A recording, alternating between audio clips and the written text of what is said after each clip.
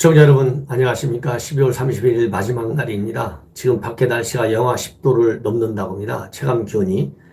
우리 시청자 여러분들, 우리 시민 여러분들 밖에 외출하실 때 정말 따뜻하게 입고 나가셔야 할 것 같습니다. 저도 현재 목감기가 굉장히 심하게 와가지고요. 목이 띵띵 부어가지고 좀 상당히 고통스럽습니다. 그렇기 때문에 평소 건강하신 분들도 건강하실 때 건강을 잘 챙기셔야 할 것 같아요. 더군다나 요즘 우리 국내 정치 정말 흔히 얘기해서 눈뜨고 봐줄 수 없을 정도로 그야말로 폭정으로 흐르고 있습니다.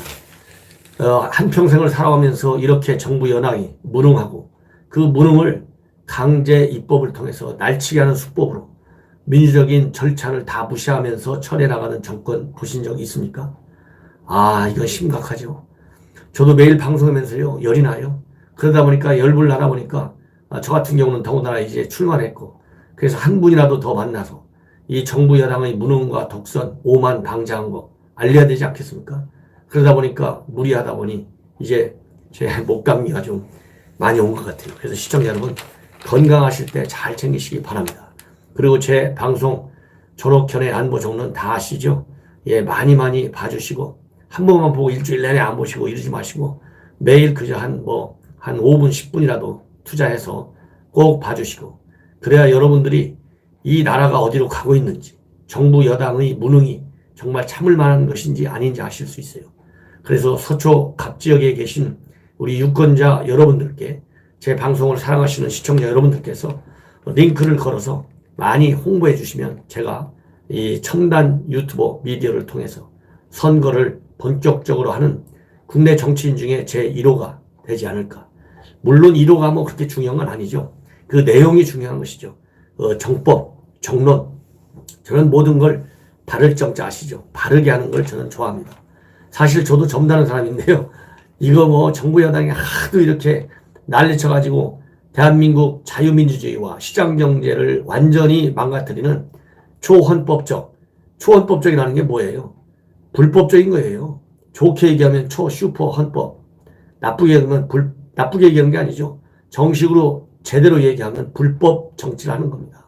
그래서 제가 열불이 나는 것이고, 그래서 정치 일선에 지금 뛰어들어가지고 대한민국을 살리기 위해서, 이 자랑스러운 대한민국을 지키기 위해서 열심히 동분서주하고 있습니다.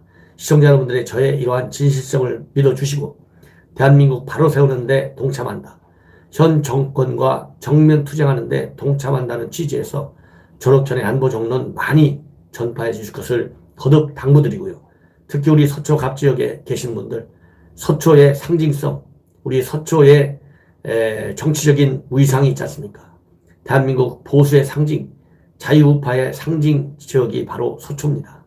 이러한 상징에 맞는 국가적 차원에서의 인재에게 제가 부족함이 많지만 인재라는 말을 좀 쓰고 싶습니다. 인재 영입, 여야를 막느라고 다 하고 있어요. 그래서 저는 국가 공직자 근무 경력 30여 년을 바탕으로 능력과 인품 면에서 완전히 검증받은 사람입니다. 어느 후보하고도 국회의원 몇 선을 했든 말든, 또 시민단체 활동을 얼마나 잘했든 어느 분하고도 공개, 투명하게 인물 경쟁에 나설 수 있습니다. 어설프게 어느 지역에서 오래 살았다, 어느 지역에서 국회의원을 몇 번 했다, 이거 별로 중요치 않습니다. 시대적 상황에 맞는 인물이 국가적 차원에서, 지역적 차원에서 모든 능력과 인품을 갖춘 사람이 이제 국회의원에 출마해야 돼요.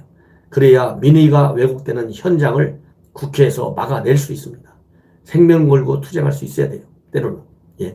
그래서 제가 여러분들께 송구스럽지만 저에 대한 지지를 확고하게 해주십사 거듭 당부드리는 겁니다. 그리고 그 지지 제 방송을 통해서 주변 분들께 설파해 주시면 공감하시는 분이 제가 보기에는 99대 1로 많을 거예요. 이 좌파 제 방송 가짜뉴스다 하라고 이렇게 노란 딱지 붙이는데 기여한 제 방송을 열흘간이나 해킹시킨 세력들하고는 차이가 납니다. 그런 불법 좌파 댓글 인사들, 전부 우리 우파 애국 인사들이 댓글 필요하면 전쟁이라도 벌려서 그들과 전쟁에서 이겨낼 수 있도록 많은 성원을 제가 부탁드리겠습니다. 지금 여러분들 공수처법 별의별 얘기가 남았죠. 이제 공수처법이 뭐가 문제인가 이제 많이 아실 겁니다. 사실상 이제 이 공수처법 거론하고 분석할 필요도 없어요. 너무 불법적 기관이고. 왜? 초헌법적 기관이니까. 검찰, 경찰 이런 기관들을 초헌법적, 불법적 기관이 이제 수사 컨트롤 타워가 되겠다는 거예요. 이런 발상과 이런 발상에 통과시킨 의원들 전부 다 내년 총선거에서 반드시 우리 애국시민 여러분들께서 표를 통해서 심판해 주셔야 됩니다. 선거현명이라는 게 뭡니까?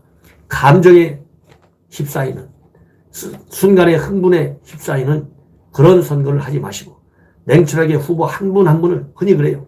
누가 요새 인생물을 보냐? 이제는 인생물을 봐야 할 때입니다. 누가 요새 신문을 보냐? 이제는 우리 우파 신문을 봐야 할 때입니다. 누가 방송을 보냐? 좌파 방송들이 얼마나 편파적인 방송을 하는지 알아야 합니다. 그리고 전옥현의 안보 정론과 같이 누가 우파 유튜버 중에서 제대로 정론을 잘 하는지도 심판해 주셔야 합니다. 이런 걸 종합적으로 판단해서 내년 선거에 임해 주신다면 위기에 처한 대한민국의 자유민주주의, 시장경제의 위기를 우리 애국 우파 국민들이 헤쳐나갈 수 있어요. 그래서 이 공수처법도 마찬가지입니다. 이제 아무리 다 알지만 마지막으로 제가 정리해 드리겠습니다. 참석한 인원 177명 중에 160명이 찬성을 했어요. 기권 3명입니다. 그리고 반대가 14명입니다. 예. 의원들 이름은 제가 거론하지 않아도 여러분들께서 충분히 아실 거라고 생각을 합니다. 예. 그 다음에 수사 대상은요, 몇 가지 이제 말씀을 드린다면, 쉽게 얘기해서 대통령, 국무총리, 국회의원 등 차관급 이상 정무직 공무원, 광역단체장, 그 다음에 교육감, 대통령 비서실, 국정원 3급 이상 간부, 교육감, 대통령 비서실, 그 다음에 판검사, 그 다음에 경무관급 이상 고위 경찰관, 이런 사람들이 대상이에요. 이런 사람들에 대해서 공수처가 수사권을 행사하고, 특히 경찰, 검사, 판사에 대해서는 공수처가 직접 기소합니다. 예. 이래서 이 무소불위 공룡수사처 이렇게 불려지고 있는 것이죠. 그리고 이것이 이제 수사 대상인데, 문제는 이런 수사 대상에 대한 수사 착수 문제가 있을 때만 하는 것이 아니라 수사에 착수했을 당시부터, 바로 그 순간부터 검경수사기관은 반드시 공수처에 보고해야 할 법적 의무를 가지고 있어요. 이것이 24조 2-4항입니다. 다른 수사기관이 고위공직자 범죄를 인지한 경우 즉시입니다. 즉시 수사처에 통보하고 공수처장은 수사 개시 여부를 회신한다. 이렇게 되어 있어요. 여기에 대한 우려는 공수처가 취사 선택해서 사건을 키우거나 뭉갤 수가 있다. 그리고 수사의 밀행성이 상실된다는 거죠. 수사 보안성이 상실된다. 그래서 예를 들어서 자기네가 봐줄 사람에 대한 수사가 있게 되면 이거 그 사람한테 다 공유해. 그래가지고 수사가 진행되지 않도록, 수사에 대비하도록, 별 볼 일 없는 사건으로 처리되도록 이렇게 할 수 있는 우려가 있다고 하는 것이 법조계와 우리 정치권의 우려입니다. 그래서 심재철 의원의 경우에는 범죄 정권의 비리 은폐죄, 친문 범죄 보처가 될 것이다. 이런 우려를 표명하고 있어요. 그 다음에 24조 1조 3항입니다. 뭐냐면 처장이 중복되는 다른 수사기관 수사 이첩을 요청하는 경우에는 수사기관은 반드시 응해야 합니다. 수사기관의 이첩도 물론 가능합니다. 그러나 반드시 수사검경은 여기에 응해야 돼요. 이게 얼마나 많은 문제점을 가지고 있냐면 헌법적 근거가 없다고 제가 말씀드렸지 않습니까? 공수처가. 그런데 이런 헌법적 권한이 없는 공수처가 헌법적 기관인 검찰 위에 위치하고 있어요. 검찰은 헌법기관입니다. 감사원 헌법기관입니다. 국가정보원 헌법기관입니다.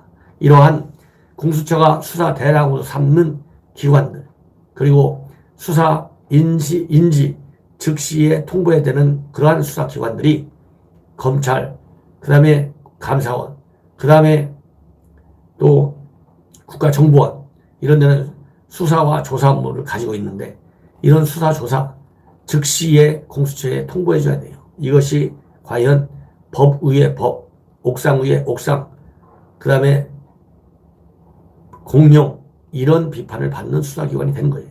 예. 그래서 형사법 체계 전반을 무력화시키고 불법화시키는 거예요. 이게 얼마나 심각합니까? 그 다음에는요. 8조와 10조에 수사처 검사 그리고 수사처 수사관은 수사처 규칙만으로 정하는 조사 실무 경력 5년 이상의 업무를 수행한 경력이 있으면 돼요.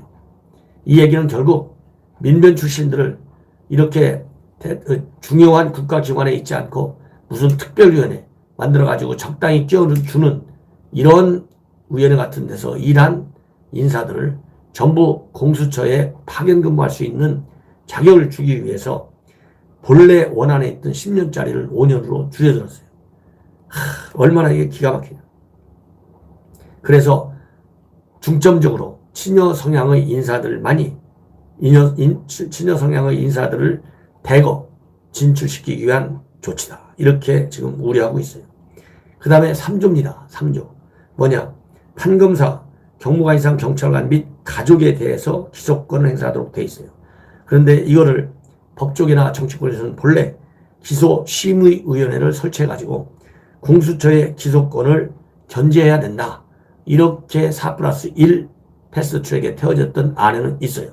그런데 그럼에도 불구하고 막바지 단계에서 기소심의위원회 박지민 의원실에 밀실에서 이런 걸 싹 다 빼버렸어요. 이런 것이 많은 지금 불안감과 그리고 위기감을 넣어주고 있습니다. 이렇게까지 해가지고 과연 대한민국의 자유민주주의가 살아나가겠느냐? 매우 우려된다.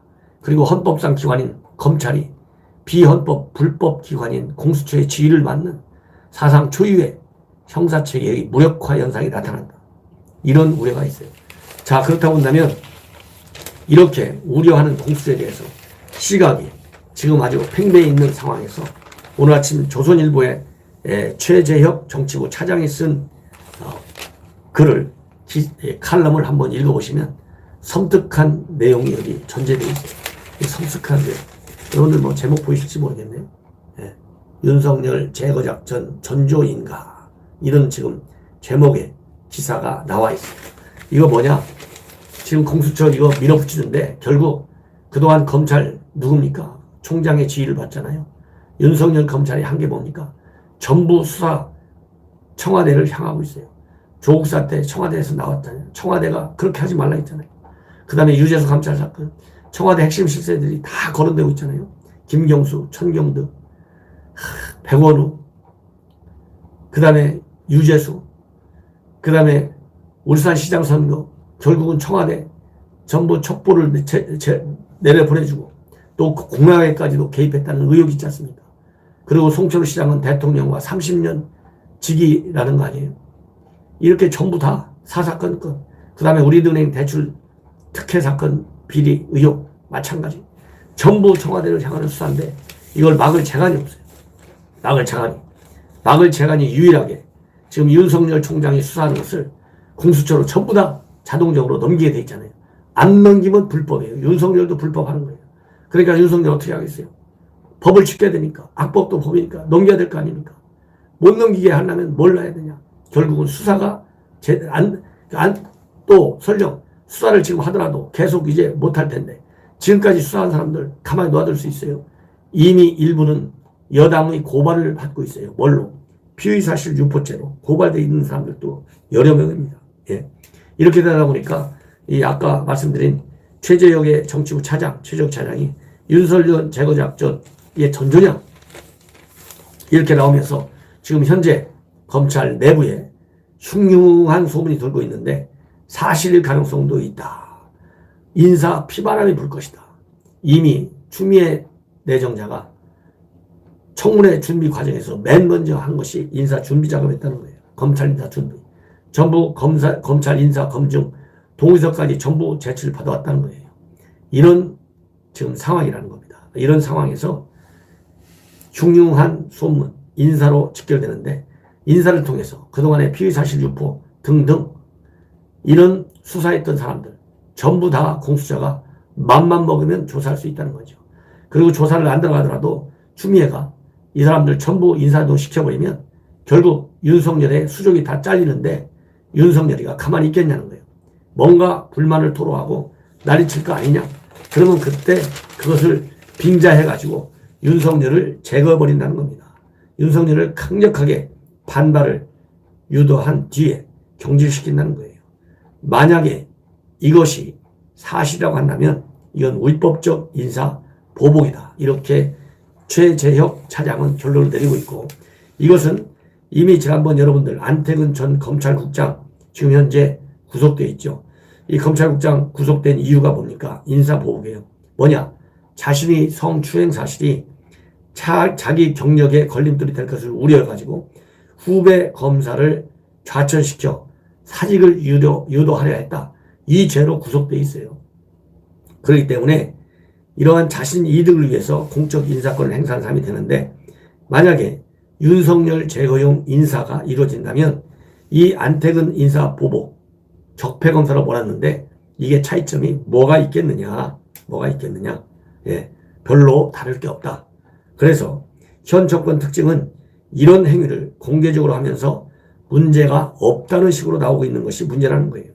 그래서 이 윤석열 제거 작전의 전조가 정말 사실 가능성이 있다라고 하는데 우려를 표명하고 있습니다.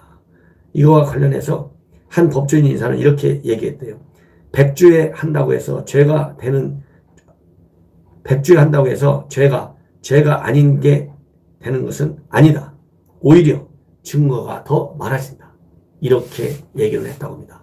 많은 시사점을 두고 있습니다. 마지막으로 하나만 더 말씀드리면 우리 조선일보 사설에 제가 사설 하나 보내드릴게요. 오늘 아침 조선일보 사설, 동아일보 사설도 좋은 게 많이 나와 있어요. 조선일보 사설 여러분들 꼭 보십시오. 나라의 기본 틀을 강제 변경시키는 현 정권, 여러 가지 조치들, 군사 정권 처음이다. 이런 사설이 나와 있습니다. 이 사설 꼭 좀 읽어보시길 당부드리겠습니다. 예. 이 사설의 핵심은요, 그겁니다. 이 공수처법, 선거법 전부 처리 과정도 불법이다. 이러니 이게 문제가 많다는 것이죠. 이렇게 불법적인 입법 활동, 군사정권 이후에 처음 보는 사태라는 거예요. 절차적, 그 다음에 본질적, 법률적 하자가 너무 많다는 거예요. 예. 그래서 정권의 이해관계에만 맞춰진 이런 입법 활동들이나 그리고 여당과 군소정당들 현재 운동권 출신이거나 그 비슷한 세력들인데 그동안 민주화 운동을 하면서 민주화 운동을 통해서 훈장을 받은 거 그거 훈장처럼 내세웠다. 이런 사람들이 대한민국의 기둥과 같은 제도들을 마음대로 바꿔버리는 군사정권 같은 행태를 보이고 있다. 야당은 이를 정상으로 되돌릴 수 있다는 희망조차 주지 못하고 있다. 심각한 상황이다. 이렇게 결론을 내리고 있습니다. 시청자 여러분, 큰일 났습니다. 정말. 그래서 1월 3일 집회 시청자 여러분들께서 많이 광화문에 나와 주시기를 당부드리겠습니다. 이상으로 오전 방송 마치겠습니다. 이제 저는 밖으로 뛰겠습니다. 여러분들 뛰면서 오늘 유튜브를 통해서 시청자 여러분들과 함께 하는 시간을 많이 만들겠습니다. 대단히 감사합니다.